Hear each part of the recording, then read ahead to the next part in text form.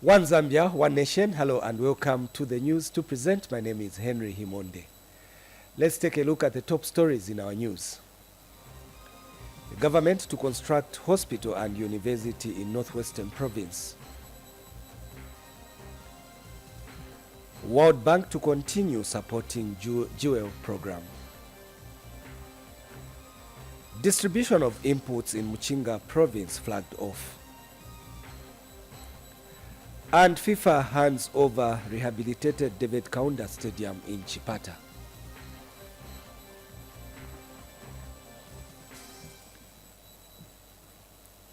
And now the news in detail. Vice President Mtalena Lumango has assured the people of Northwestern Province that government will soon construct a university teaching hospital and a public university in the region. The Vice President, who is in Northwestern Province on a 3-day working visit, has stated that the promise to construct a hospital in the province was not just a mere pronouncement.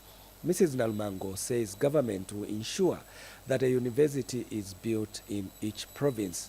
She has emphasized that because of the debt restructuring deal, it will enable government to channel more resources to different sectors of the economy.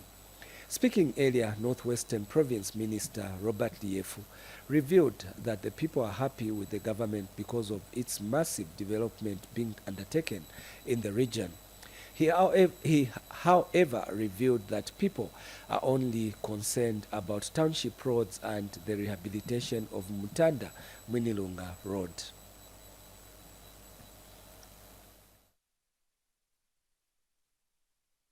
We need the general hospital, and it will be done. Amen. Your government will do it. The university that the minister has talked about, it will be done. But we can't say, when I say this, please don't start calling me anyone. Where is the university? Under this government, the university will be done. Because it is important. When we are saying free education, after grade 12 free, where are they going to go? Honor, we have received also funding to rehabilitate the Mutanda Shavuma Road. This also, Your Honor, has excited the people of Northwestern Province. Your Honor, people also are expecting you to talk about the Central Hospital. Southern Province has recorded over 500 road traffic accidents in the second quarter of 2023, out of which 44 people died while 73 were seriously injured. This came to light during the sensitization campaigns mounted by the Zambia Police Service Headquarters Traffic Department in Zimba, Kalomo and Choma districts. Zambia Police Service National Road Safety Awareness and Education Coordinator Paul Siloka says the service is concerned with the increasing fatal road accidents being recorded. Details in the following report. People have continued to lose lives through road traffic accidents. According to World Health Organization, road traffic accident is ranked number 3 killer among the diseases in Zambia. In the second quarter of 2023, Southern Province alone recorded about 567 road traffic accidents. Southern Province alone recorded a number of 567 road traffic accidents, which out of these road traffic accidents we had a number of casualties. 44 were killed in these road traffic accidents and 73 were seriously injured, whereby 132 were slightly injured. Then the rest, 317 were damaged only, where there was no any personal injury. So this is what is raising this concern. To mitigate these alarming statistics, a team from the Zambia Police Headquarters Traffic Department has mounted sensitization campaigns to raise awareness on road safety among road users. It is to work together with you members of the public, road users, so that we do not only reduce on the road traffic accidents, but avoid them completely. These accidents have been attributed to, among other issues, poor road signage and negligence to speed limits by some drivers. The roads are just too bad, and that is contributing to some of the accidents that we are seeing. And the other thing is, most of our roads do not have markings, hence it makes it difficult for drivers to know what is really happening in front of you. Is it a curve? Is it a sharp right or left? Is it a T-junction? You can't know because of not having proper road signage. Umuntu wenza gotogera muri bwa area kabwezedde bantu kanyina license. At the end uli muntu kamba atagwe license. Ura parking motor just anyhow. Kwabo ora mewo age si license ndabora ndamunjira ulya. Yaitwa kuti Nintendo. So far, road safety sensitization meetings have been conducted in Zimba, Kalomo and Choma districts. In Northern Province, Special Assistant and Advisor on Economic Investment and Development Affairs to the President, Jito Kayumba, says the quality of works that have been executed at Kasama Airport is an indication of government's dedication to fostering development across the country. Mr. Kayumba said this when he toured the newly rehabilitated Kasama Airport in Northern Province. Taziona Mulenga gives us more in this report. Airports are essential to economic development as they promote tourism and create jobs for the local people. Special Assistant and Advisor on Economic Investment and Development Affairs has toured Kasama Airports to appreciate the rehabilitation works. Having been in Kasama, interacted with businesses and seeing the potential that exists here, especially when it comes to agriculture, trade, the strategic location Kasama has in relation to Mpulungu, to the Eastern African corridor, to Congo, and the like, being able to have an air facility of the standard of this one essentially means that we can export goods. There's trade opportunities, there's tourism opportunities, there's so much within this area that not only the international community can benefit from, but of course we as Zambians. I think we must also ensure that there's more connectivity between the cities across our country. Northern Province Deputy Permanent Secretary Lewis Mope had this to say. As Northern Province, we are happy that we have this facility, we have this asset, and we just want to appeal to our people now and also the airlines to make use of this facility and reduce the cost so that the ordinary people can also utilize this facility so that we don't leave airports for elites as an elite asset, so that ordinary people can go to Lusaka and come back. Business people can go to Lusaka and come back. So we'll deal with the issue of time. We'll deal with the issue of cost so that we will stop complaining about the long journey into Lusaka. The rehabilitation works at Kasama Airport will boost economic activities in Northern Province. Zana Mlenga for ZANIS in Kasama. In Lusaka, Minister of Technology and Science Felix Mtati has praised Rupiah Online Financial Services for its effort in providing digital financial inclusion, especially for women. Mr. Mtati says government, through the Ministry of Technology and Science, last year launched the Digital Transformation and Strategy, focusing on two key pillars of digital financial inclusion and digital innovation and entrepreneurship. Speaking when he visited Rupiah office, Mr. Mtati said the company has proven that the transformation strategy launched last year has started to deliver practical results. The minister also stressed that Rupiah is the first Zambian financial technology among 30 African femtech that are able to tangle with Google under the Google Founder Initiative. And Rupiah Chief Executive Officer Evelyn Kaingu says the vision for Rupiah is to drive innovation and make a difference in the lives of people.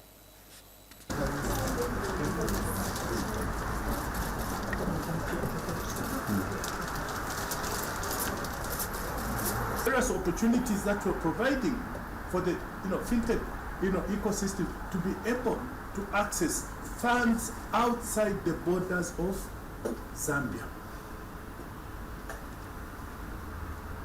I know you can find money here, but it's perhaps a little bit more expensive. It's cheaper, they'll tell you, to get funds across, and it's reliable financing. So all we are saying is that we have to do our bit as government to help. So even as you come, beyond the 8.25 do something that they can, these chaps are looking for things that are working. And yours is working. Our recent fundraise is not just a testament of our hard work, but also to the faith and trust of our investors and the broader community. It's a validation of the commitment to excellence and the relentless pursuit to push boundaries and bring meaningful change. To the Minister, thank you for honoring us with your presence today. Your visit signifies importance to innovation and technology for the nation's progress, and we are truly humbled by this gesture, Minister. We continue with the news. The World Bank and other cooperating partners under the Multi-Donor Trust Fund have pledged to continue financial and technical support for the sustained implementation of the Girls Education, Women Empowerment and Livelihood Jewel project in Zambia. World Bank Global Director Ifat Sharif made the pledge when she met the Zambian delegation at the side event of the 78th United Nations UN General Assembly, which is underway in New York, United States of America. Pethias Mtale covered the event and now reports. It was another busy day for the Zambian delegation at the 78th United Nations General Assembly in New York, United States of America. Here, the government officials led by Minister of Community Development and Social Services, Doreen Mwamba, and Gender Division Permanent Secretary at Cabinet Office in the Office of the President, Mainga Kabika, met the World Bank and other cooperating partners at the side event of the General Assembly. It was at this meeting that the World Bank pledged continued financial support to the Girls' Education, Women Empowerment and Livelihood Jewel project. So with that, I want to reiterate that we are fully committed to this engagement along with our donor colleagues and partners, and I wish you well in terms of more success as you move together, and look forward to being a solid partner in that journey. Thank you so much. This support has delighted the Minister of Community Development, Doreen Mwamba. It is important to note that the project focuses on increasing access to livelihood support for women and access to secondary education for disadvantaged adolescent girls in extremely poor households. And Ms. Kabika has assured the World Bank that the Zambian government will ensure that Jewel project is a successful story. Keeping girls in school is focusing more on the girls, and we don't really have a keeping boys in school. But we also have programs that focus on boys, which is a very good program that enhances boys into being good people in society. But then it also encourages them to go to school. And then also, if you look at the free education policy, it doesn't really focus on girls alone. It actually cuts across, so it also encompasses the boys. The Jewel project has 4 components, where MCDSS is responsible for social cash transfer, while the Ministry of Education looks after the girls' education under the Keeping Girls in School, KGS, and the Gender Division is the National Secretariat. Pethias Mutale for ZANIS News in New York, United States of America. In health news, Western Province Minister Kapelwa Mbangweta says government is determined to improve the health sector through provision of quality, skilled and qualified staff that meet the demand for the health care system. Mr. Mbangweta said this during the 4th combined graduation ceremony of 665 nurses from 8 colleges in nursing in Western Province under the theme Our Nurses, Our Future in Medical Technology, held at Mongu Stadium. Details in this report. Western Province Minister Kapelwa Mbangweta has conferred 665 graduates with diplomas at a fourth combined graduation ceremony for Western Province nursing colleges held at Mongo Stadium. Mr. Mbangweta said government is determined to improve the health sector through the provision of quality skilled and qualified staff that meet the demand of the health system. The future of our health system cannot improve if we neglect the important role that nurses play. We are the first to welcome a newborn baby into the world and the last to witness the passing on of any person. Nurses make the majority of trained workforce in the health sector, and as such have to be abreast with the technological changes in the medical world. This event, therefore, is a clear testimony of the mandate that the government has to care for the lives of the Zambian citizens. The government in this regard is determined to improve the health sector through the provision of quality skilled and qualified staff that meet the demands of the health system for the better service of delivery to the citizens. Dr. Luital Sulo is Western Province Health Director. Today, we have 665 graduates graduating today through this combined ceremony under the theme, Our Nurses, Our Future in Medical Technology. It's a momentous occasion for us, not as Ministry of Health, but as a nation for this workforce. Generally speaking, graduation ceremonies hold immense importance in recognition and honoring the academic accomplishment of our graduates. However, for noble professions like nurses and midwifery, it marks the beginning of a career path that determines great dedication, compassion, and genuine desire to help others. Hence, as professions, it marks a physical manifestation of what we call a calling. The teaching faculty would love to thank you for empowering us with the knowledge and the skills. We promise to go and deliver quality health services and also to uphold the standards and ethics of nursing. Meanwhile, one of the parents made the appeal to government. We appeal to government so that they may try by all means to employ these people, because the longer they stay without making it practical, probably something will get into their minds that will take out that which they've learned. And as you know, looking at the kind of jobs, this is one kind of job that probably, I may say, may not have a significance in the retirement, because a doctor and a nurse is a nurse till the world comes to an end. Darlington Kavambe reporting for ZANIS News in Mongo District, Western Province. And the Obis International Eye Hospital plane has arrived in Zambia to conduct specialized eye training for doctors and other health personnel in the country from the 25th of September to 13th October 2023.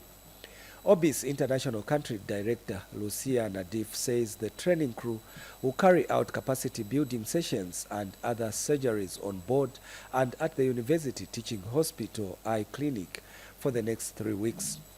Ms. Nadif says the training, which is conducted in partnership with the Ministry of Health, will see doctors from UTH and other hospitals being trained in specialized eye care. And speaking shortly after the plane arrived, Ministry of Health Permanent Secretary for Donor Coordination, George Sinyangwe, said this is a turning point in government's dedication to providing people with quality health care.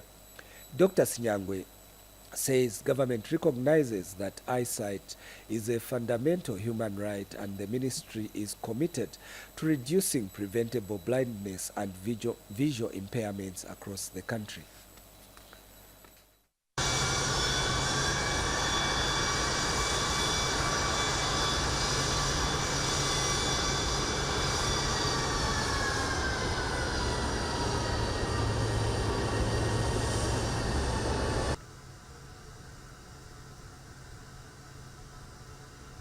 as a ministry, we are cognizant of the fact that eyesight is a fundamental human right and not just a biological necessity. The Ministry of Health is committed to reducing preventable blindness and visual impairment across the country. The quality of life, education prospects, and economic opportunities of a person can all be greatly impacted by their ability or inability to see properly.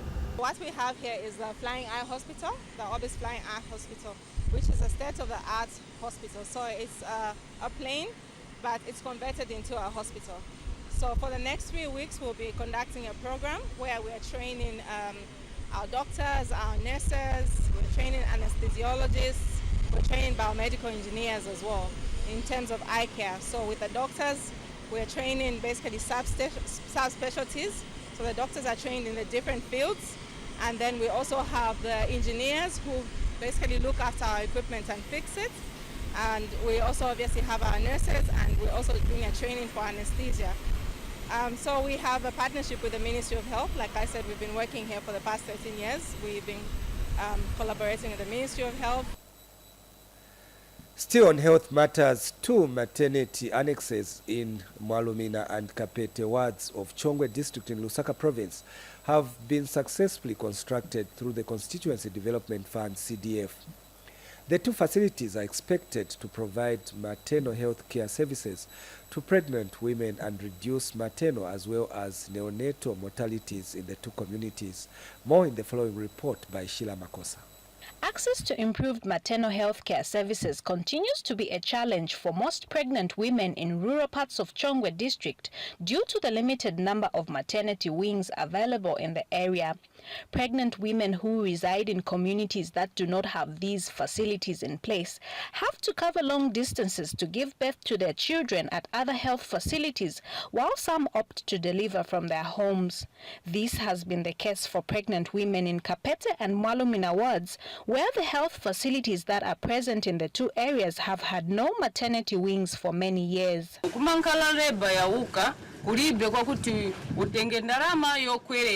Kuyenda kuchipatala ku hospital kuchongwe. Yomba nishulibe transport. Upapa upeza mwana akufira. However, this will soon be a thing of the past as maternity wings have been constructed at Kapete Health Post and Mwalumina Clinic through the Constituency Development Fund (CDF). This development has elated residents in the 2 wards. Tionga ziko maboma paminena timangirako maternity wing tionga ziko ikulu maningi tipemba kuti boma batisegulireko ija maternity wing ya bwino. Nambira bwino maningi kuti batimangirako lebawati yanywani kozi ija yakudala pajapei ispali bwino. Nipamozo wati kuja wachitenga minkola ina ungapani ya malaria napa japa next kipaza ati mujamulika pema muzimai bali kuleba simu chabu na manyi kuti munga tunabafana bozi bambira vevu chitika mujamu next so hapa changala chabu na manyi kupeze kati batimangira po yanyu itali kuna kuja site. And Chongwe District Health Director Dr. Mwanawasa says the 2 maternity wings will enhance delivery of maternal health care services in the 2 communities. We are more impressed in terms of reaching out and construction of maternal wings that we have had in the recent past through the CDF resources through the local authority. So meaning that we'll have less women delivering in the community because of small infrastructure, the infrastructure that is small. With the coming up of new constructed maternal wing, we will have more institutional deliveries, thereby reducing home deliveries, which are contributing highly in terms of both maternal and neonatal deaths. Sheila Makosa, reporting for ZANIS in Chongwe District. Government has flagged off the distribution of urea fertilizer for the 2023-2024 farming season across Mchinga Province. Mchinga Province Permanent Secretary Henry Mukungule launched the distribution of fertilizer at Tamara Storage Depot in Pika. The flag-off marks the start of urea fertilizer distribution to be undertaken by Greenfield Commodities Limited, targeting over 65,000 farmers in the province. Here are the details. One of the objectives of government has been to ensure early and flawless distribution of fertilizer to targeted farmers across the country. And for the 2023-2024 farming season, the distribution of urea fertilizer has started in Lusaka Province, with Permanent Secretary Henry Mkongole flagging off the distribution of urea. President Hakainde Hichilema's New Dawn government is committed in fulfilling the overall objective of FISIP, which is to improve the supply and delivery of agricultural inputs to smallholder farmers through sustainable private sector participation at affordable cost. I am informed that the province has already so far received 7,000 metric tons of urea fertilizer distributed to 5 districts out of 8 districts found in Mwanawasa Province. And Greenfield is up to the task to deliver urea fertilizer on time. Our coming is to make sure that things goes according to the plan of the government and the plan of the province. And that plan is the early distribution of the input. Provincial Agriculture Coordinating Officer Victor Mlopav says farmers will receive the full pack of fertilizer. Suffice to say that these inputs are supposed to be given per pack, per person. We are not giving inputs per meda. And Chief Chikwanda is happy with the early kickoff of fertilizer distribution under the 2023-2024 farming season. Peggy Gotinho for ZANIS in Mpika, Mwanawasa Province. Still on agriculture, the Ministry of Agriculture in Kalulushi District has suspended a camp agriculture committee for wrong allocation of farmers' input support program in Chambeshi camp. Speaking during the stakeholders meeting in Kalulushi, District Agriculture Coordinator Davis Kawowoto says the allocations made by the committee have been nullified by the District Agriculture Committee. Walia Kapapula has more in the following report. The Minister of Agriculture in Kalulushi is emphasizing on following guidelines for the efficient running of the Farmers' Input Support Program in the area. District Agriculture Coordinator Davis Kawowoto says Chambeshi has been losing agricultural land because of industrialization due to a change in land use. It was a resettlement action plans that have been done by different companies. Chief among them, there has been NFCA. When they opened up the southeast of Bode, they displaced some farmers. Nkana Mining also displaced about 150 farmers before. There has been trans-innovation or motors. They also displaced some farmers and many other companies. The District Agriculture Coordinator also called for harmony among farmers. So today, we want to finish that problem so that Nava Chambeshi, you go ahead and tag after what you decide. So this is what we decided. There are alternatives. We can use the old beneficiaries, this year Chambeshi. But some farmers have expressed sadness. Farmers. And then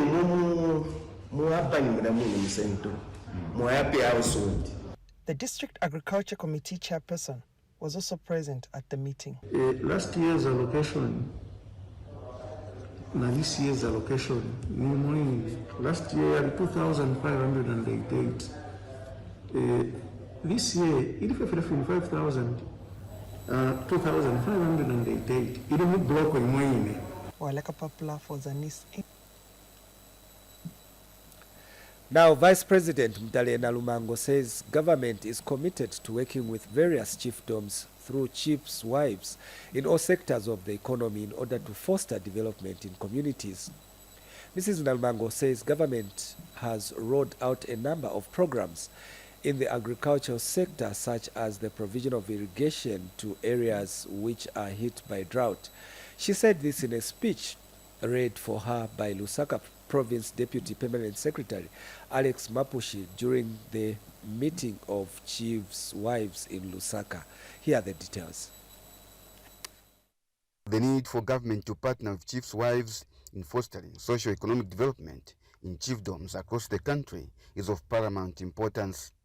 For this reason, Vice President Mutale Lumango has welcomed the move taken by chiefs' wives to establish a foundation dubbed Queens of Excellence to be used as a vehicle to uplift the lives of the people. She was represented by Lusaka Province Deputy Permanent Secretary during the first ever meeting with chiefs' wives in Lusaka. I am informed that you are queens of the various chiefdoms and that you have taken the initiative to call on the government to discuss issues affecting your communities. It gives me a lot of assurance that whatever will be discussed is something that you want to see done in your communities and want to be part of all the activities in your chiefdoms. The government has put a lot of measures to reach out to every citizen, and these development measures should reach all the Zambians, including the rural areas. Ladies and gentlemen, in agriculture, we have ensured that each zone has a veterinary officer and agriculture extension officer who sensitize the community on various issues regarding livestock and crops. Queens of Excellence and Influence Foundation Chairperson Agnes Mumbi highlighted the foundation's objectives. Guests of honor, ladies and gentlemen, we have an interesting basket of matters concerning development in our respective areas which we want to share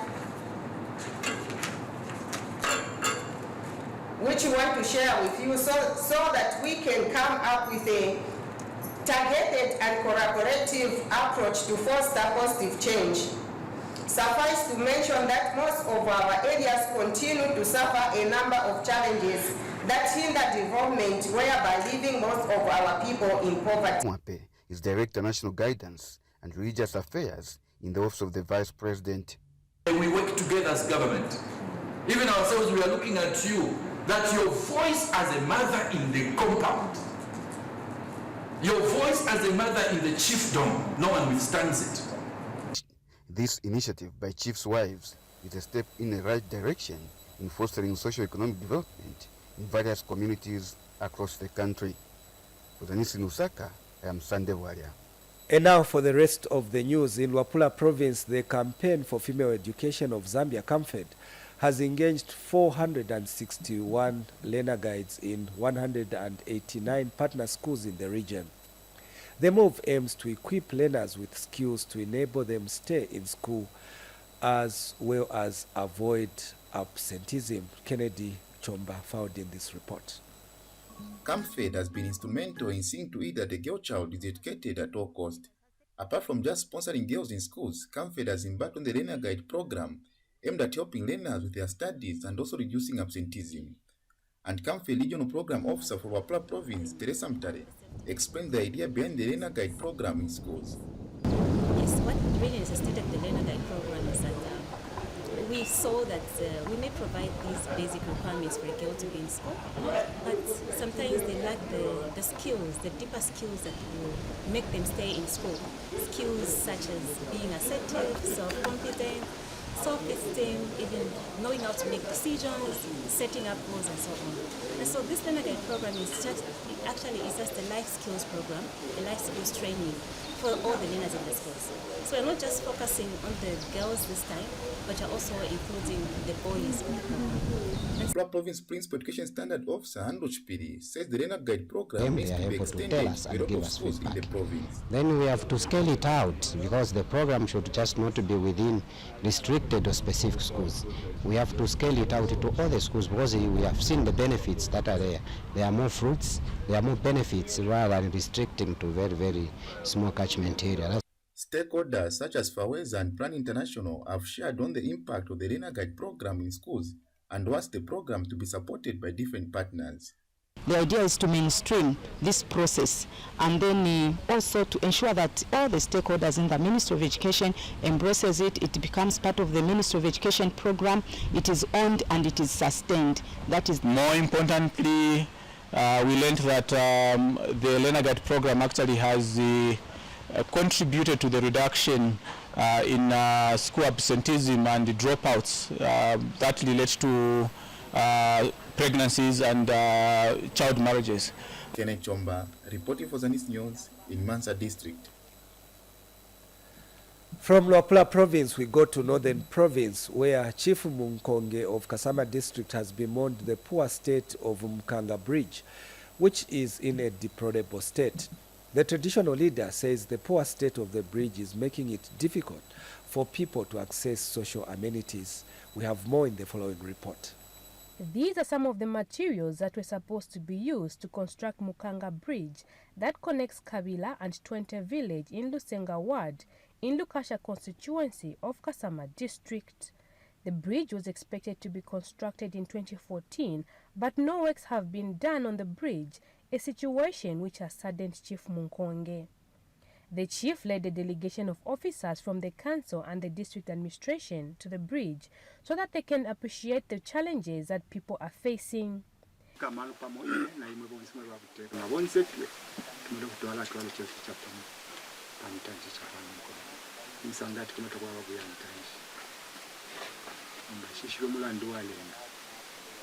The district commissioner says she will engage the Road Development Agency, RDA, to assess the bridge.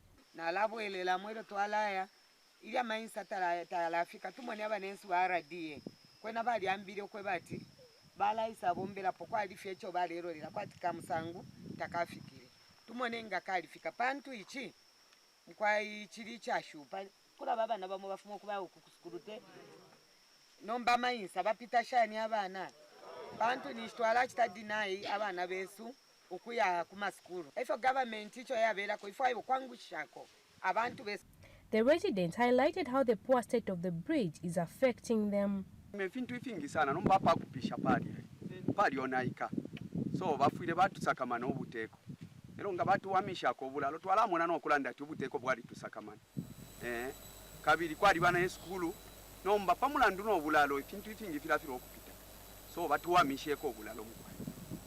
Chibibi Nyongani reporting for ZANIS in Kasama District, Northern Province. And in Lusaka Province, Provincial Minister Shio Muliata has reaffirmed government's commitment to supporting cultural events aimed at bringing together people from diverse backgrounds to appreciate each other's cultural heritage. Ms. Muliata said this in a speech read for her by Lusaka Province Permanent Secretary Robert Kamalata during the Lusaka Province Cultural Festival held at Lusaka's Kabwata Cultural Village. Details in the following report by Lou Majira. Lusaka as a province with 6 districts, namely Luangwa, Rufunsa, Chongwe, Lusaka, Chilanga and Kafue, has diverse cultures that complement each other.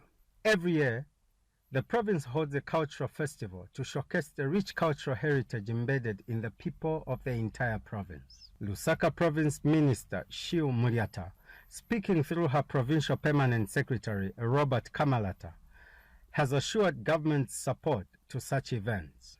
The New Dawn government believes that one of the most effective ways of communicating with our people is through the promotion of indigenous cultural and expressions such as music and dance that we are witnessing today. I therefore wish to reaffirm government's commitment to supporting events such as this one, aimed at bringing together people from diverse backgrounds to appreciate each other's cultural heritage in order to develop a sense of joint ownership of the processes and become stakeholders in identifying new approaches to address the challenges faced in our communities. In the same vein, the Deputy Permanent Secretary, Alex Maposhi, stressed the value of culture. Know that in this world that we are in, it is easy to adopt other cultures, the Western world, and forget about our own. But such events are a reminder to us all that we need to keep our cultures alive so that we can pass them on to our children. Participants and patrons to the event were glad to have witnessed this year's cultural festival. This event is very important. We shouldn't forget where we come from. Don't forget that we have our culture. They're very nice and interesting. It's just a thing for Zambia, a promotional thing from Zambia which everyone should see. Lou Majila reporting for ZANIS in Lusaka. And finally, in sports, the Federation of International Football Associations, FIFA, has handed over the rehabilitated David Kaunda Stadium in Chipata district to government. Rehabilitation works of the facility started last year and cost 300,000 United States dollars. Officiating at the handover ceremony, Minister of Youth, Sport and Arts Elvis Nkandu said government will commit funds towards the continued upgrading of the facility, which can now host international matches. More in the following report. This event marks the official handover of a rehabilitated David Kaunda Stadium in Chipata district to government by the Federation of International Football Association, FIFA. The association and funder of the project was represented by Southern Africa Regional Office Lead David Fanning. The funds used to renovate the stadium come from a program called Forward Development. Through this program, FIFA seeks to achieve some of its priorities, in particular the one that talks to developing football constantly because of its unifying and educational benefit. On behalf of the FIFA president, I want to applaud the Football Association of Zambia for taking the decision to utilize part of its funds in this manner. Minister of Youth, Sport and Arts Elvis Nkandu was the guest of honor. FIFA injected $300,000, that is USA dollars, for each of the 4 stadia. We are happy that the surface installed here provides the FIFA-approved standard TIF. I have been reliably informed that other works undertaken include the rehabilitation of the dressing rooms, the perimeter fence, the terraces and the ablution blocks. As a government, our priority is to undertake the remaining works, as I said earlier, outside the scope of FIFA's responsibility, we are aware. And our plan is to transform this stadium into a multi-purpose sports facility. The event was flanked by different government officials. Government considers sport as a national development agenda, as it is evidently espoused in the 8th National Development Plan. Sports have the potential to change the livelihoods of many households, and our youth can excel and become successful as long as we continue working together. Meanwhile, the country's football governing body is optimistic. Extremely proud that the people of Eastern Province have a facility that can proudly host Premier League games as well as international matches. I hope that the facility will be well taken care of by the community to ensure its longevity. Our sincere gratitude goes to FIFA for having accepted our application for the funds to rehabilitate 4 provincial stadiums. Abigail Kashwe-Kazan. That sports item brings us to the end of the news, but before we go, let's take another look at the top stories in our news. The government to construct hospital and university in Northwestern Province. World Bank to continue supporting Jewel program. Distribution of inputs in Muchinga Province flagged off. And FIFA hands over rehabilitated David Kaunda Stadium in Chipata.